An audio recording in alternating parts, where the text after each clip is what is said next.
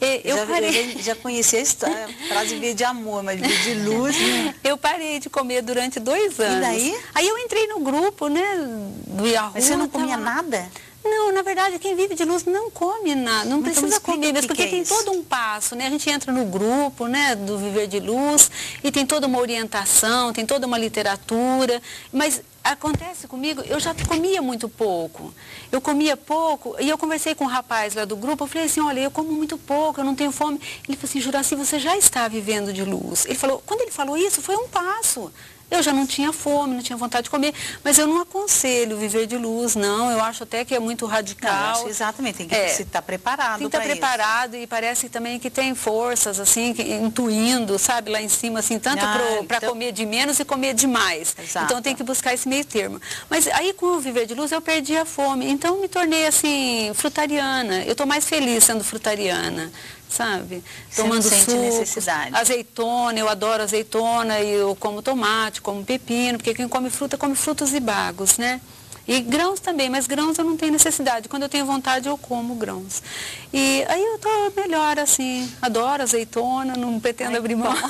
Que bom. Doutora, mas isso não tem, vamos dizer assim, essas dietas, o que nós chamamos de radicais, isso não tem um problema para a saúde? Bom, entrando no foco do vegetarianismo, na verdade estrito, que é o veganismo, e não só ele, o ponto mais importante que a gente tem que ficar sempre atento é realmente a vitamina B12.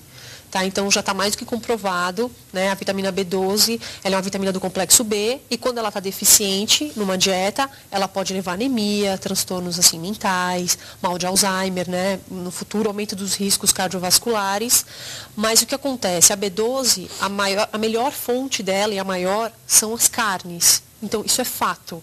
Tá? Então, quem não come carne, ovo-lacto, vegetarianos e os veganos, eles precisam sempre estar atentos a essa B12. E como é que faz para suprir isso?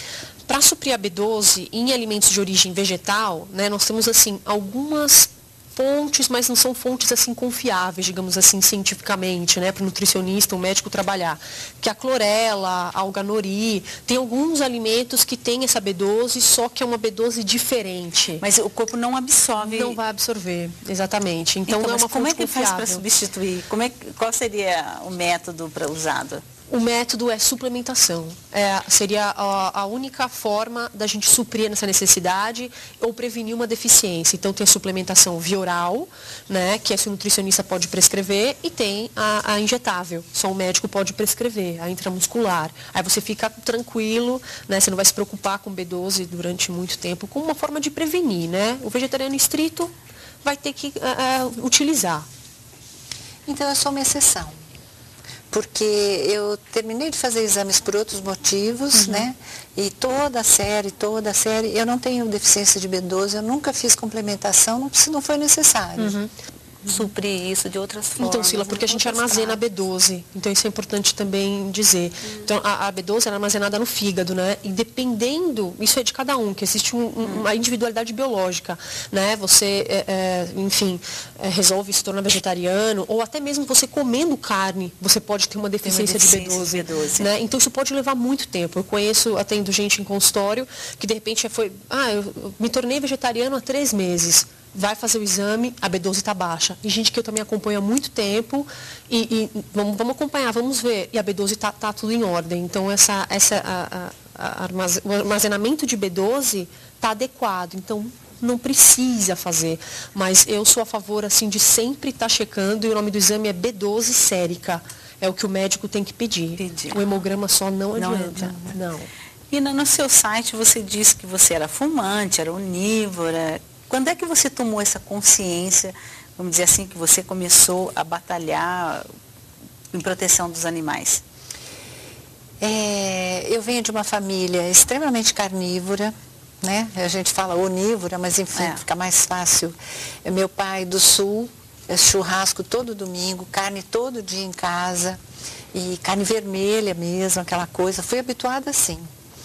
E com 30 anos de idade, durante uma viagem, eu conheci uma pessoa, uma garota que também estava fora do país dela, como eu, e numa reunião, vamos almoçar? Vamos. E aí eu conto assim porque foi interessante, foi de uma vez, né? Escolheu o restaurante, era um restaurante vietnamita, na hora sentamos, eu falei, você que já conhece o restaurante, escolhe. Ela falou assim, mas eu sou vegetariana pelos animais. Na hora que ela disse isso, caiu a ficha e eu me tornei vegetariana. Se vê que eu já estava num processo que eu não conhecia, então não foi pela saúde, nunca pensei nisso. Na hora que eu fiz a ligação com os animais, que por incrível que pareça, com 30 anos de idade, eu nunca tinha feito, eu nunca tinha conhecido alguém vegetariano na minha família, por exemplo, nunca tinha muito perto pessoas vegetarianas que fossem vegetarianas pelos animais. Então, eu nunca mais vi essa moça que tinha 17 anos, eu tinha 30. E ela me deu uma lição assim que eu sou grata até hoje. Isso já fazem outros 34 anos, porque eu já tenho 64. E foi um processo, porque abriu a minha consciência com relação a essa coisa do animal, a gente pensa boi, né? E depois é que eu fui depurando e vendo, não, galinha, pato, ave, seja lá o que for, caça, tudo isso, né? Mas foi muito natural. E no final tinha sobrado peixe, né? Eu sempre fui muito fã de sushi, então eu estava lá sempre pensando no sushi e tal, quando ia comer fora. E um dia eu tive, enfim, um sonho que me mostrou, foi uma coisa muito pessoal, assim, que para outra pessoa pode não significar nada a interpretação, e eu senti assim, não é mais para comer peixe. Então, assim, sem efeitos colaterais, digamos, tudo para o bem. Eu fiquei muito feliz de sair fora dessa crueldade toda, né, que eu participava sem ter consciência. E daí para o veganismo foi rápido, né? Leite, ovo, derivados, couro, lã, mel, qualquer coisa. Então nós já vamos voltar a falar do veganismo. Nós vamos para um rápido intervalo e voltamos já já. O rebanho bovino no mundo se multiplicou por 5, passou para 6 bilhões de cabeças. O rebanho de aves passou para 16 bilhões de animais. Santa Catarina, para se limitar à população deste estado, tem uma população humana em torno de 5 milhões de habitantes. Bom, a população suína do estado equivale a 45 milhões de habitantes. Nós vamos ter mais boi que gente no planeta. No Brasil nós estamos ali, quantidade de boi e de gente, né? Se a gente falar de porcos, galinhas, aí a coisa já passou faz muito tempo. Mas na pecuária, na Amazônia, hoje existem 35 milhões de cabeças de gado na Amazônia, existem 22 milhões de habitantes, né?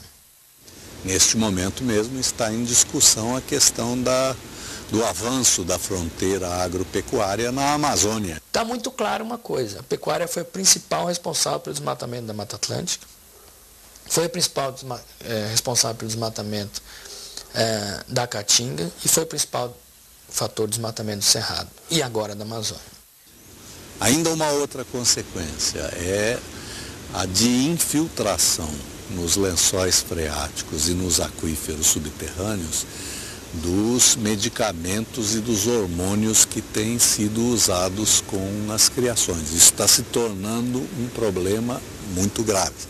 A população de suínos é o equivalente a 45 milhões de humanos, pelas dejeições que são 7, 8 vezes o que produz um humano por dia.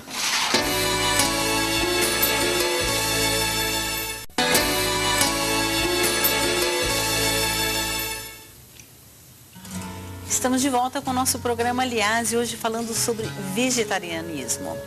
Em recente pesquisa, o Instituto Ipsos constatou que 28% das pessoas no Brasil têm procurado comer menos carne. E é o segundo maior índice mundial, próximo ao canadense e o maior que o britânico. Nós estamos falando sobre o vegan. O vegan, a pessoa que é vegano, não usa nada animal, nem sapato de couro, nem bolsa de couro, nada. Não, porque você veja, Sila, é só a gente se colocar no lugar do animal. Que tal alguém tirar a nossa pele, para usar. Use a sua própria pele, não